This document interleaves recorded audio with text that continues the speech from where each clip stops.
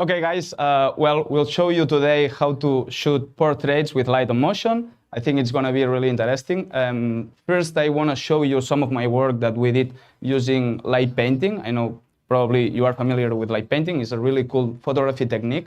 I'll show you different types of lights that you can use, and it's very interesting because always that you do a light painting, the final result is going to look different because you're playing with the light and the motion and the movement, and every photo that you take, it's going to be different. In this case, we were working with a laser with J Balvin, and well, we wanted to do a music frequency or something like that, so we came up with that idea. It was like probably 8 seconds shutter speed, just so you know if you wanna recreate it. And well, that's one of the effects that we use. We'll go through some more. By the way, feel free to ask wherever you want. If you have any technical doubts or whatever about my work or whatever, you should ask. That was a work that we did with McLaren using optical fiber. That's a really cool effect. We will be using optical fiber today with Sarah. We will be taking a portrait, but it's just a completely different application from that one that we did with a car. And well, it's just it gives you that effect on cars that like power, you know, and it feels like it's photoshopped or it's AI, but it's not. And well, it's really cool to do it. Let's go through some more.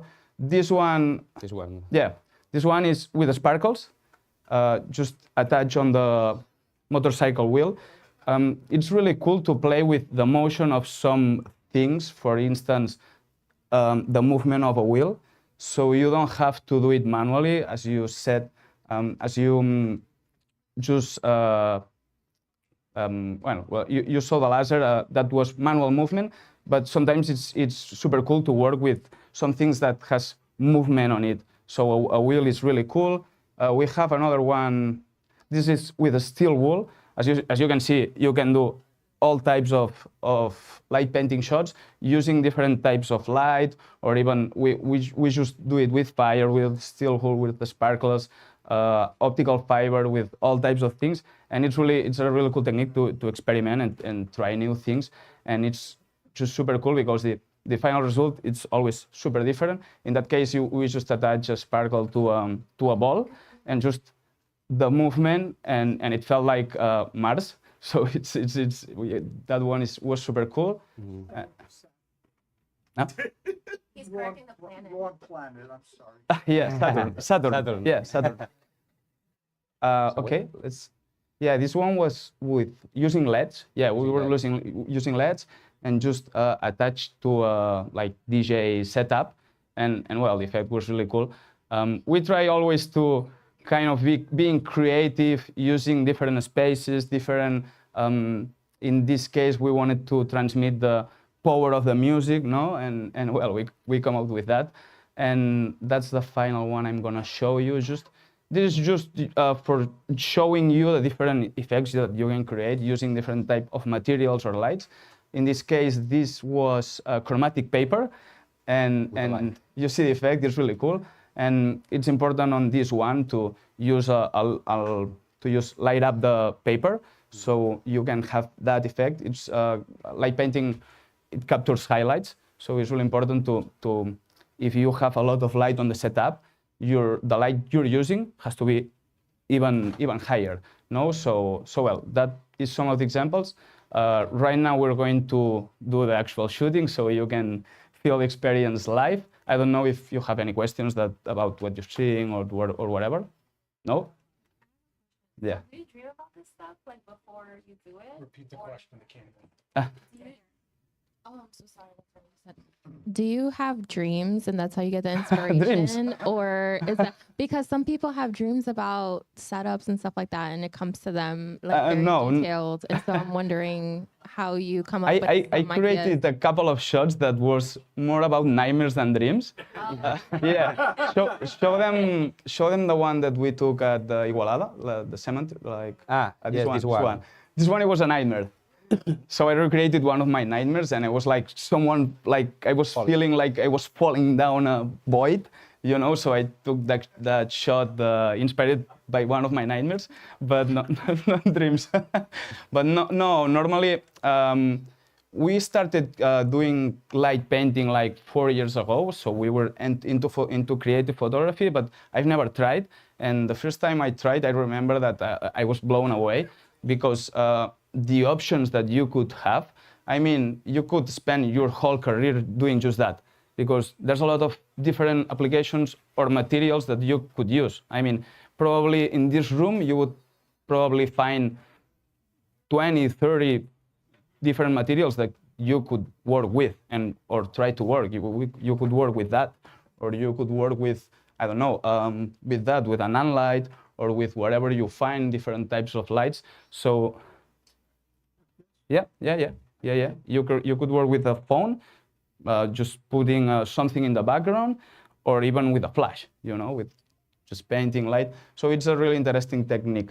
But I didn't dream about it. They were just planned shots, and I just spend time thinking ideas. Normally, I go to the mountain with my dog, and I just think. I think it's very important if you want to be creative, sometimes to, you know, to don't have inputs and just throw the mobile away for a little time, and just you know, get bored. It's very important if you want to be creative.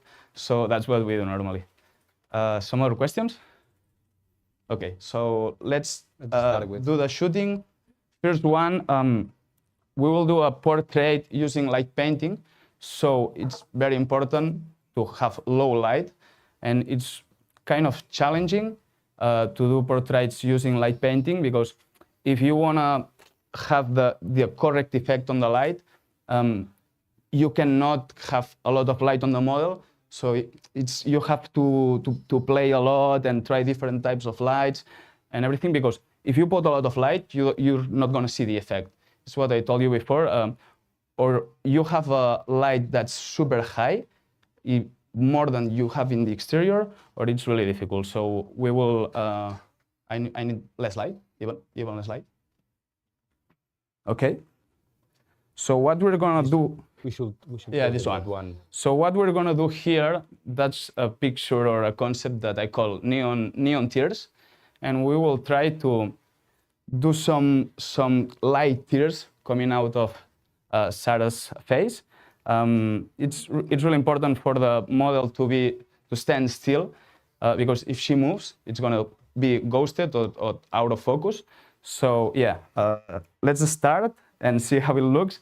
You can see the pictures here on the different screens that we have. Okay, Sarah, are you okay? Maybe we should explain that I'm wearing black. Yeah, because of that. That's really important too. He's wearing black because we have the background black and everything black. So light painting captures the highlights. So it's important for the person that's doing the effect, in case that you need a person doing something with the hands or whatever, it's important to wear black. In this case, only this. It's a close shot, so he doesn't need to wear black pants or whatever. But on most of my shots, when we're playing with cars and you see the whole thing, it's very important for the person to be moving, because if he stands still, he's going to appear on the picture. Mm-hmm. That's one of the things that people don't understand about light painting shots.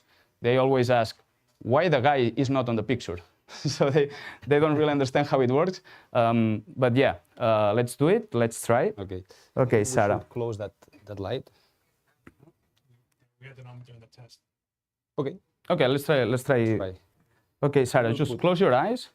And stand still. And stand still, and let's see if it works. Okay, now. Okay. You can see here the effect on the, you see? It's cool, right? The good thing is, when I do this type of shots, I keep trying, because every shot looks different, because the movement of the hands of, he's my brother now, the movement of the hands, every time is going to look different, and the light on the face is going to look different. So it's very important when you're shooting light painting shots, just keep trying, because sometimes you feel you have the good one, but if you keep trying, probably you will have something even better. Okay. So they're asking, one, what are you shooting with, camera lens, and what are your settings? Okay, so right now I'm shooting with a Nikon Z9 with a 2470 2.8 from Nikon. And the settings right now are 3 seconds, f30, and ISO as low as you can. I have 64, but if you can go lower, then go lower. I'm shooting 3 seconds because I don't need more time to do that. It's a close-up shot. Normally, if I'm doing a cars or if I'm doing more of a view, probably I will shoot at 6, 8 seconds because you need more time to cover more space when you're using the lights. But in this particular case, I wanna just shoot 2 or 3 seconds. I don't know if you remember the ball, the one we did with Saturn. That's 1 second, for instance. You normally, for some effects, you don't need a lot of seconds. As less as you can, better, because if I put 6 seconds that I don't need, probably the possibility that she's moving is higher. So you don't want the model to move, and well, that's why we try to lower as much as we can the shutter speed. Okay, let's try some more so you can see the different effects that. Okay, you have it. Yeah. Okay, now.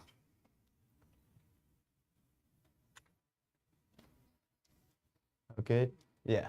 A veure, prova de fer. Let's try to do that better. Okay. This way. Okay, now. Yeah, that looks better. Let's try to adjust this on the eye. Here. I mean, you have to, when you're doing portraits or close-up, you got to pay a lot of attention to detail. For instance, here, you can see this is good because it feels like an actual tear, but this is not coming from the eye, so it doesn't sell the illusion. So it's very important to pay attention to all the details to have, well, the better shot that you can have. We normally don't use post-production. That's one of the things that make us unique and everything. So it's challenging always that we do this kind of effects and we have to repeat a lot and everything. Okay, let's try again. Let's try again. 1 second. Okay. Okay. Yeah, that's better. Yeah, that's better. Cool. Sarah, it's relaxing, right? Kind of to feel normally I did that with my sister. I remember one time she fell asleep doing the shooting because you have to close your eyes and everything. Okay, that's one of the examples. Probably you just show how it works. You can try it at your place if you want. As you can see, you need a little bit of production. You only probably need a light on a side, not too much light, just a little bit, probably with an unlight or even with a small light. You could do it even with a phone. You could use the light on the phone just to do that. And well, that's optical fiber, but you can try with different stuff. I really like the effect that gives you optical fiber, but you could try not with sparkles, but with any kind of light that you have on hand, you could try. Okay, so that's one of the shots that I wanted to do. Now we're gonna go do something different. We're gonna do a kind of interstellar picture using a fishbowl. And that's one of the pictures that I did 5 years ago. Probably you've seen that picture on Instagram because when we did, a lot of people just copied my work. And there's a lot of people that tried. But that's the good thing about our work, that we're sharing what we do. And it's really accessible, or we try to keep things simple, so that gives options to people to try to recreate, and well, we get used to it. So okay, let's try. Okay, let's try. For this picture, the only thing that you need, it's a TV. Before he scraps this, do you guys have any questions? Or are you good? What just happened? We're good? Okay. When we finish, if you want to ask, just ask. We have a question here. Okay. Okay. Yeah, you just ask. Feel free. Yeah. So I assume that you already at this point have an idea of like, I'm shooting a model, like you were saying, like probably 3 seconds is fine with the amount of light that you have, because you have to probably figure out that you want the model to actually show, if you have to turn off the lights off, how long you want the exposure on, and how bright the light has to be so that you can still get some trails. My question is, when you're shooting, I saw you were shooting like the car and everything. The car is not going to move, obviously, so you can go like 20 seconds or whatever. Depending on the material that you use or the lights that you use, I know you're using optical fiber. Do you have like a guide of like, if you want to have this effect, you probably want to go for this exposure, this aperture? I understand the question. Not really. I don't have like a magic formula to do like painting shots, but I would recommend you to, when you shoot this type of shots, just keep trying. Probably the first shots will be overexposed because you're putting so much light on it, and then you just keep adjusting things, and well, it's just keep trying. You're gonna fail a lot, but that's a good part. Always that you fail, you keep improving. Okay. So I failed a lot of times, a lot like. You wouldn't imagine the times I failed taking pictures, trying, and sometimes it's frustrating. But if you keep trying, you'll finally find your way and find your settings. But there's not exact settings for every picture that I shoot. Every picture has his own settings and has his own necessities, But yeah, I mean, if you shoot portrait, probably the shutter speed is gonna be 2-3 seconds. If you go higher than that, the model is gonna move. It's very difficult to shoot a model 6-7 seconds. Maybe the model is so good, like standing still, it can be, but it's really difficult. When you're shooting other like a car, and a tripod, you can go like 20 seconds wherever you want. Maybe But example about the car. Yeah, I don't know. Yeah, we have some examples. We have some more examples, but it depends on you. Yeah. It depends completely on you, on the conditions that you have, because sometimes. This one maybe. Yeah. So sometimes you're shooting super dark, so you can put more seconds, but sometimes you're shooting blue hour. I would recommend always. Don't worry. That's with a non-light pivot tube. That's really cool, and it's easy. It's super easy to do, and it's very effective to do light painting shots. There's this guy Eric Parefoto. I don't know if you know him. He's really good doing light painting shots and long exposure, and he normally uses fire or this type of pivot tubes. He puts a model and uses the effect on the background. So he plays a lot with silhouettes. And well, we try to do different effects. Show this one. This one is, I mean, you can get super creative. That's a drill with a sparkle. So, I mean, you can do a lot of different stuff using light painting. You just need, that was for the Super Bowl.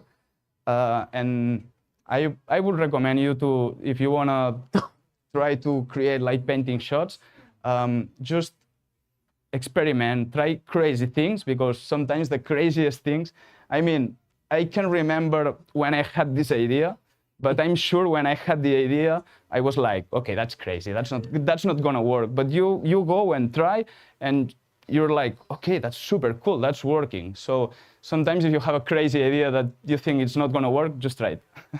Yeah. Okay, let's do the fishbowl one.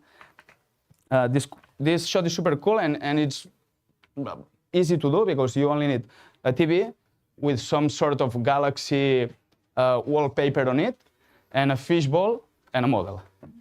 Well, yep. Okay, Sarah, let's get closer to the TV. Can we get it on? It will move. Like that.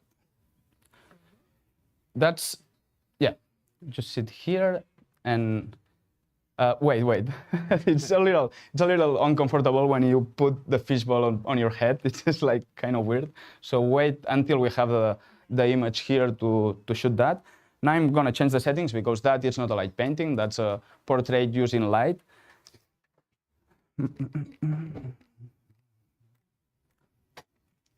So now I'm gonna put my settings, my shutter at a reasonable. You got a question in the chat. They're asking, since you don't do any post-processing, do you shoot JPEG or RAW or both? RAW. I always shoot RAW, well, because you have more room to edit whatever you're doing, and because I normally shoot underexposed, because you know if you shoot overexposed, then it's very difficult to recover the highlights and everything. So you normally use shoot underexposed, and then I shoot RAW because we have a lot of more information, so we can touch retouch the picture a lot better. Okay, now this is working. Yeah, no, put this. The non-light. Yeah. important For this picture, we use an nonlight, blue nonlight on the background or on some part of the image because I want to have like that interstellar vibe. The picture that we're gonna take right now, I took the inspiration from the Gravity movie. I don't know if you know the movie that is, but the cover of the movie was like kind of an astronaut in a close-up, and just showing that part. It was Sandra Bullock, the model of the picture, and when I saw it, I was like, okay, I could recreate that using a fishbowl. So, okay. Well, in the meantime, I'm gonna talk about optical illusions.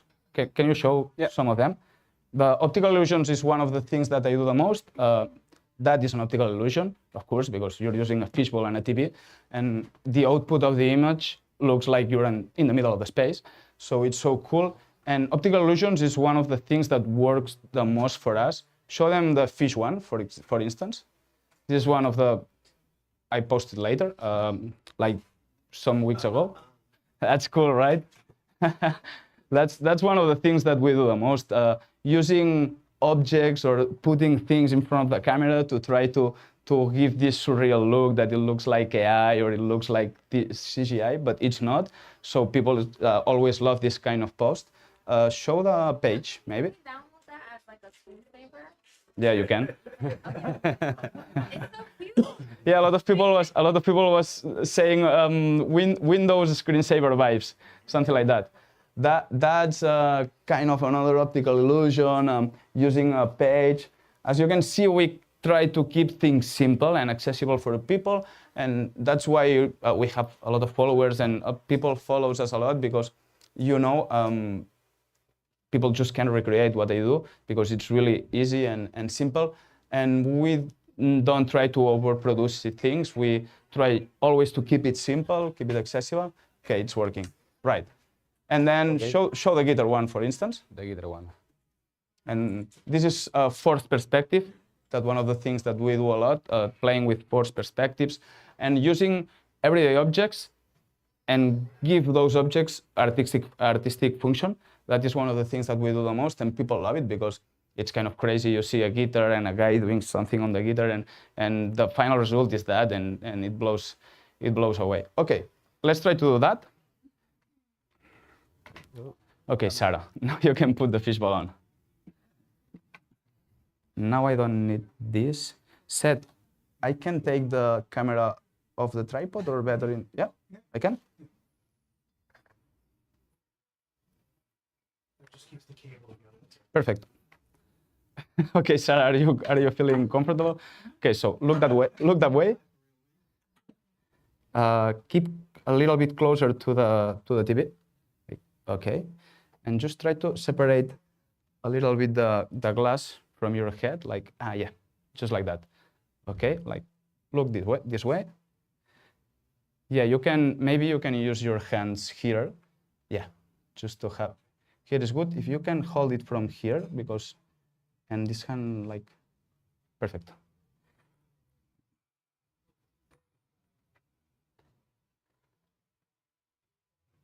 One second, I'm gonna adjust my settings a little bit. For this picture, I don't need the shutter to be, I need the shutter to be normal, regular. Okay.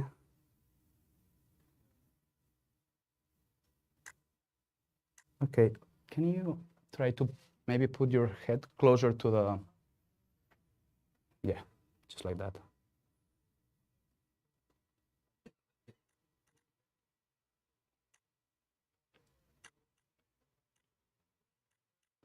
Okay, can you see it? Maybe I have to crop a little bit over here, but you're in the space. I remember when I took the shot, people was commenting that that's how NASA was taking the pictures, you know, because it has always been like, okay, NASA, it's kind of, so yeah, it was cool. So if you want to try that at home, you can see it's really easy. Let me try to do some more. I normally try to keep the focus on this eye. This eye. Let me see. Yeah, that looks cool. I mean, probably you just have to crop. Normally, if you have a fishbowl that's all rounded, it's easier, you know, because you have more space to work. As you can see here, it's flat, so I have to cut a little bit. If it would be rounded, it wouldn't be a close-up shot. It wouldn't be a little bit more. And well, that's funny because you can keep changing the background of the wallpaper, and every picture is going to look different. So it's super cool to do. Yeah, you can change if you want, just to try. I think we have 2 or 3, 4. Are you comfortable? A veure, posa-m'ho en gran. Yeah. M'ho pots posar en gran? No? Let's try another one. És que no sé com va això. No saps com va? Could you... Yeah. Què? No? És que no ho veig. Well, in any case, You can help.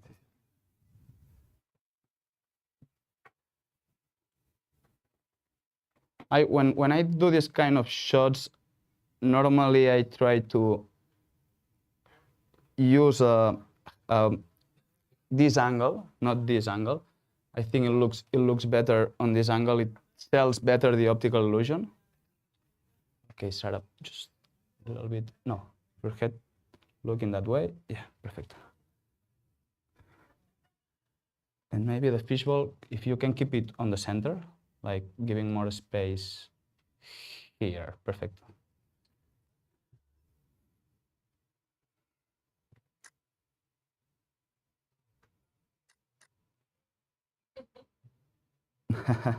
Looks good.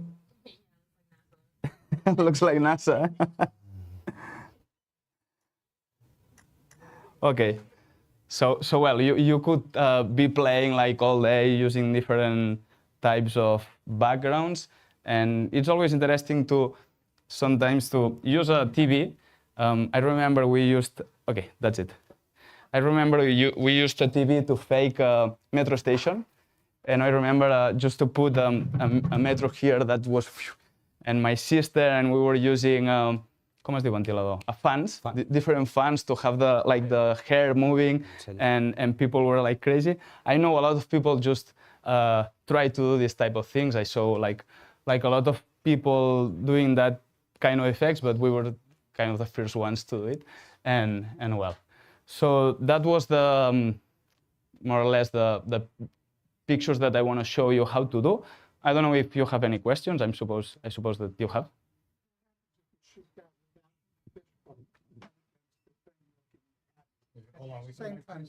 Sorry. What happens if you do the same thing without the fishbowl? Have her facing as if she was looking out of a window, etc. Would that change that dramatically? Yeah, sure. yeah. Like this sells the illusion because you have a reflection on here. If you don't have the reflection, it wouldn't sell the illusion. It would be here with a little bit of light. Maybe you could, if you had a macro, it would be cool because you could focus on the eye, right, and you could have the same type of effect, but only on the eye. So yeah, it could be an option if you shoot a macro, for instance. Mm-hmm.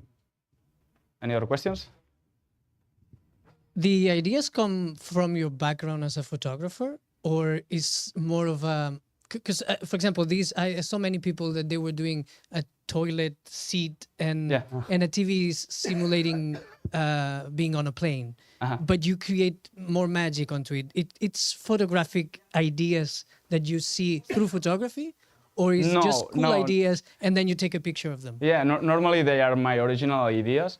I mean, when you start creating or being creative, it's just a process, and you can learn creativity. I mean, of course it's a talent, and there's people that's more creative than the other, but I think at the end you can learn creativity.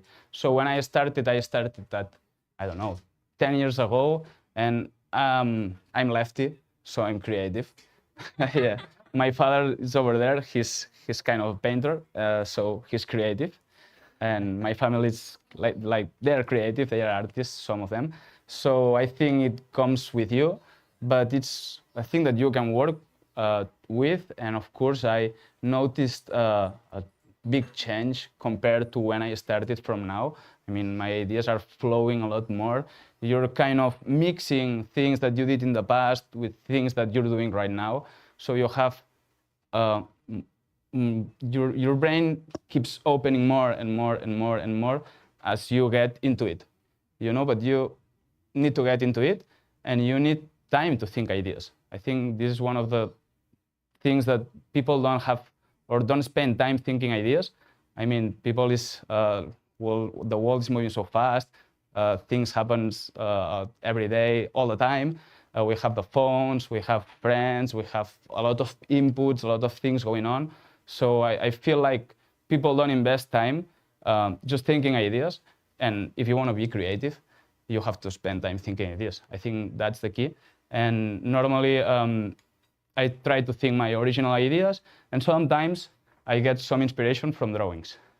Yeah, drawings and cinema at the beginning when I started my career. A lot of the pictures that I took, I was taking inspiration from cinema and from movies. Yeah, how will aperture affect your photos? Changing your aperture? Well, it depends on what are you shooting.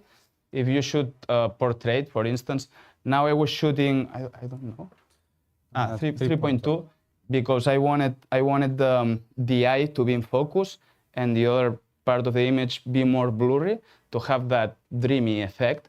So I play with aperture depending on the picture that I'm taking, depending that the effect that I want to give to my pictures. Sometimes when I shoot cars, for instance, I want all in focus, so I use like higher apertures, like, I don't know, 11, 12, or 7 or 6.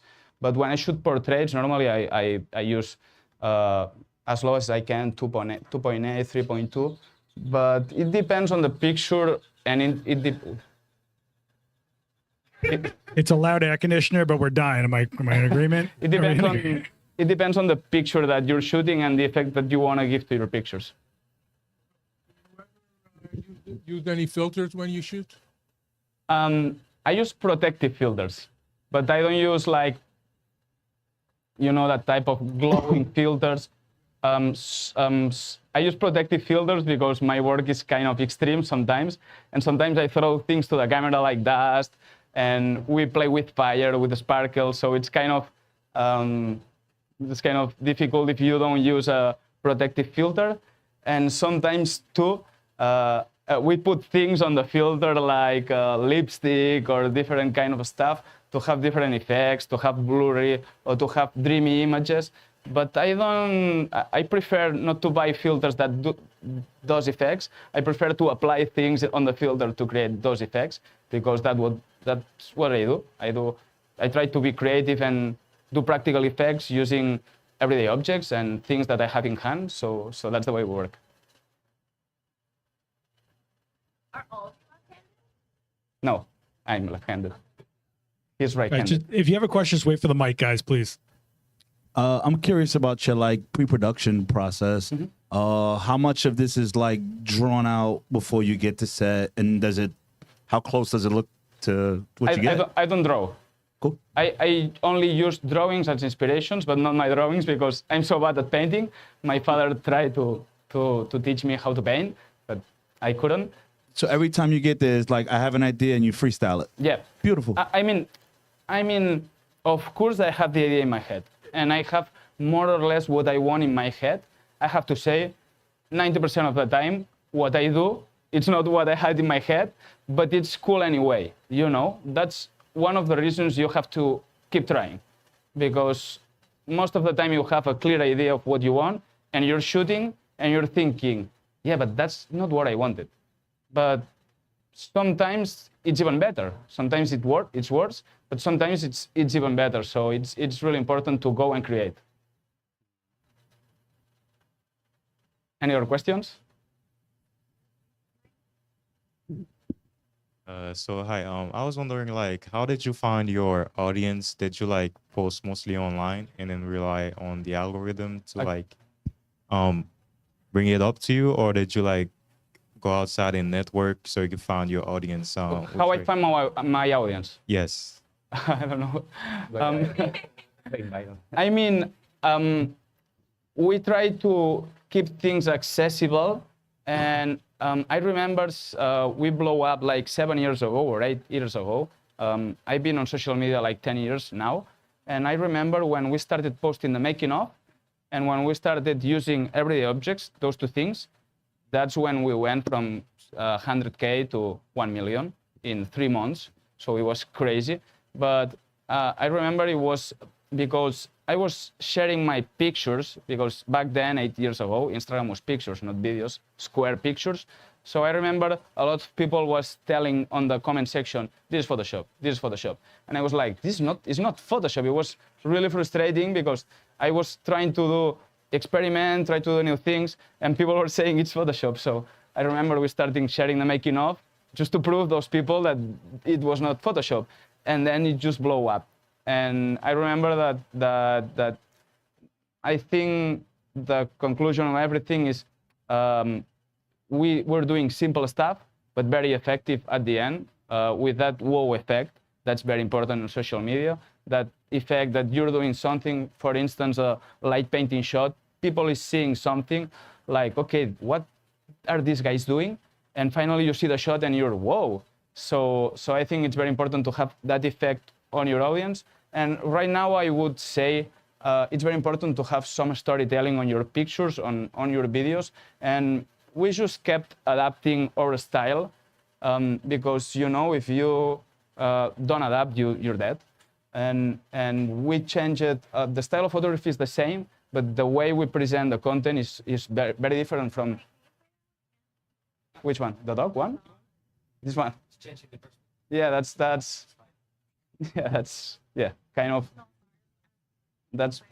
kind of playing with perspective and optical illusions.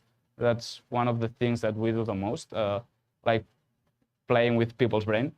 And yeah, but it's okay, the question? Yeah, we have, I mean, we have a bunch of different ideas, examples. Yeah, this, for example, is really easy. We did that here in Central Park yesterday with Adorama, with those guys. And I mean, it's really simple, but it's really cool. So we try to do these kind of things, keep it simple, and the final image is like, whoa. And that's what people likes. And we try to connect with people at a higher level right now. I try to be more conceptual about my photography. I remember at the beginning it was effects. I was doing tricks, effects, but now we're trying to go deeper and have more kind of conceptual photography, just like this, and well. When did you first pick up a camera, and were you immediately going to your siblings, like, let me take pictures of you, or were they offering? Did you have to like kind of peer pressure them into starting to be a part of this, or did you guys always just have that creativity and desire to work together as a family? I think that's so beautiful. Yeah, yeah. He's my twin brother. We're twins. So I picked up a camera probably when I was 20. Now I'm 34. And at the beginning I started by myself because I really like movies and cinema, and I wanted to do something related with that. And he was informatic. Yeah, we're so different. Yeah, I don't speak English so well, so I prefer that he speaks for me. But we're so different. So, but that's one of the keys. We complement each other. And I remember that I picked up my camera at 20. I started working as a freelance filmmaker. That was that was a lot of learning for my part because I was doing everything like editing, recording, doing everything that, and then I applied all the things that I learned in filmmaking to photography, and that was really useful to me. And I remember he was informatic, no? Yeah. He was, and I remember I had a lot of work, and I just asked him, "Hey, you want to join? I have a lot of work. Help me." And since he started working with me, we just grow and grow and grow. So I think it's really important to have a team, and you know, teamwork makes the dream work. Yes.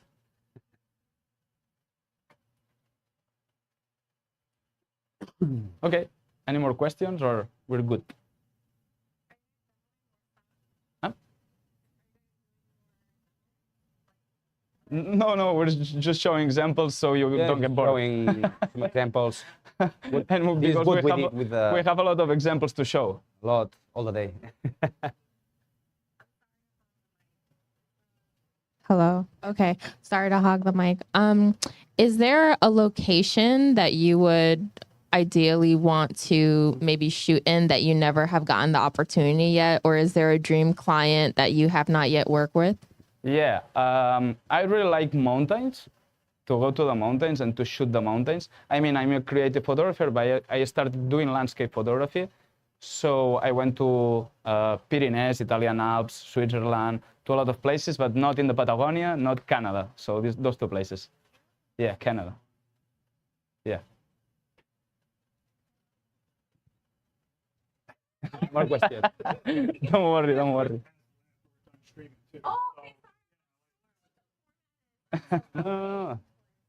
You can ask. Anybody else have any questions? If you have a question about the demo, cool. Susan? Anything else, you can wait till after. It's cool. Just for this video that's showing, how did you light up underneath? Yeah, it was LEDs. That was a dry lake there in my country, in Spain. That was near Barcelona. And sadly, 2 years ago, they were like no water. So it was a dry lake, and well, you have to take advantage of the conditions that you have. So I had this crazy idea, and we just buy like 50 LEDs, types of LEDs, and we just put them inside, and then with the smoke bombs, you just, and well, it gives you that kind of. We tried with red, and it felt like lava, and it was crazy. I think we have it here too. And well, we tried with blue because, you know, we were already there. We had the LED, so I tried different colors just to try. Yeah, this one. So here you can see the location better. So we just put LEDs inside, just to smoke, and it felt like lava. Yeah.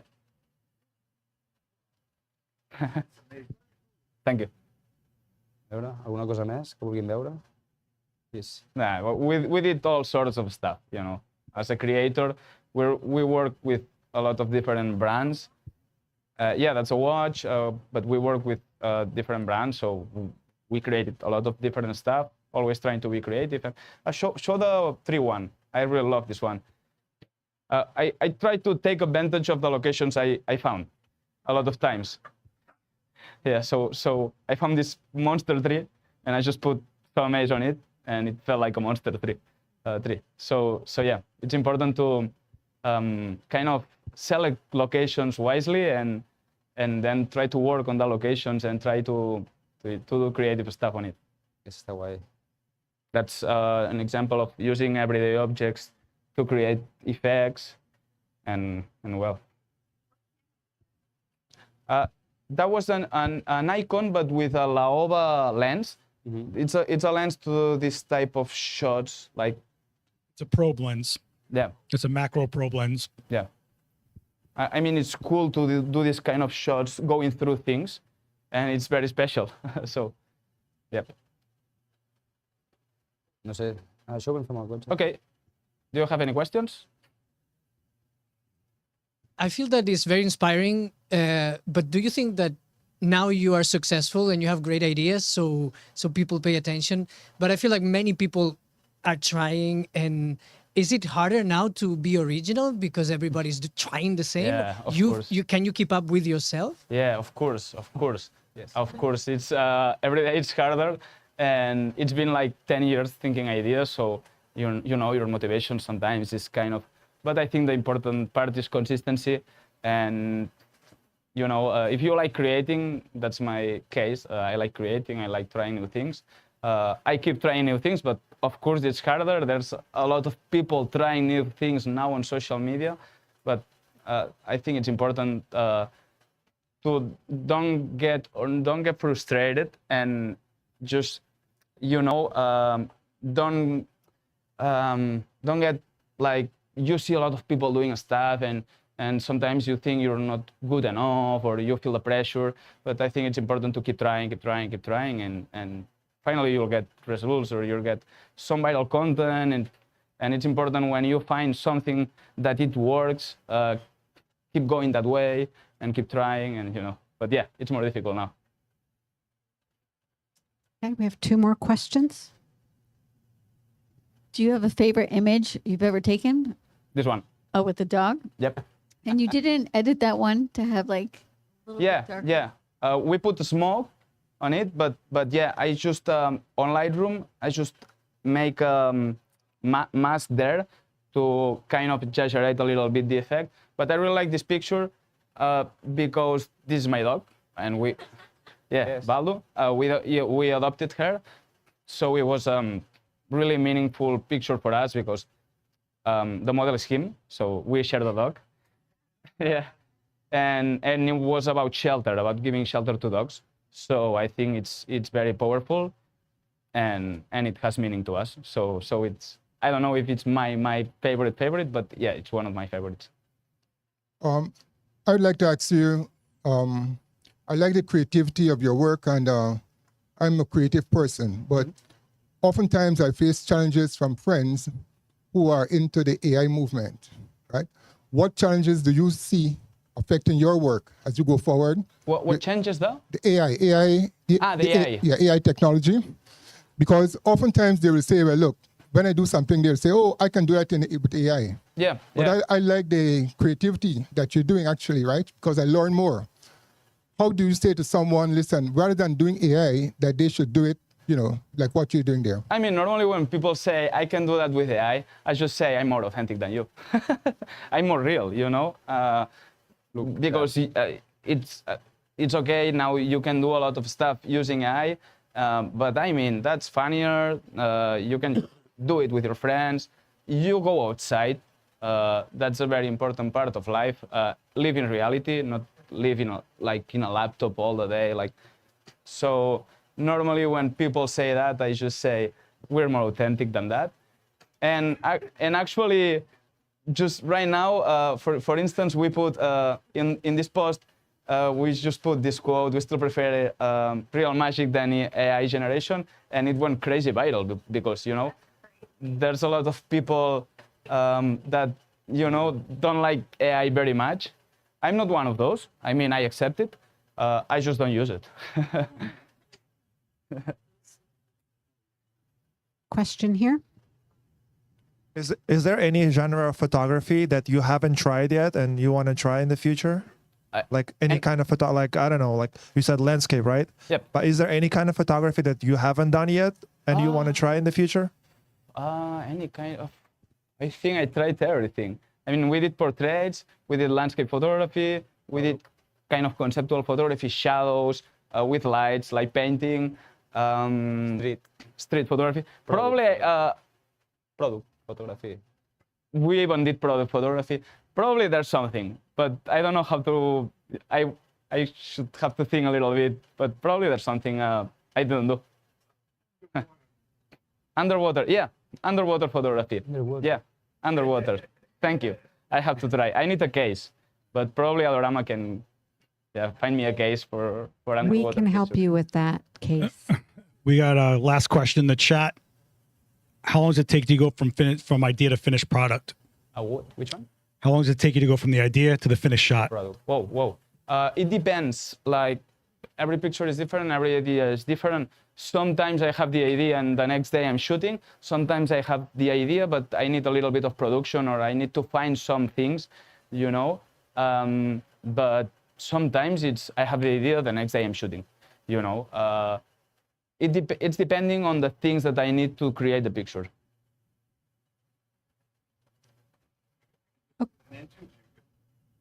No, we're good. If there's no more questions, I think we should give Jordi a big round of applause. Thank you.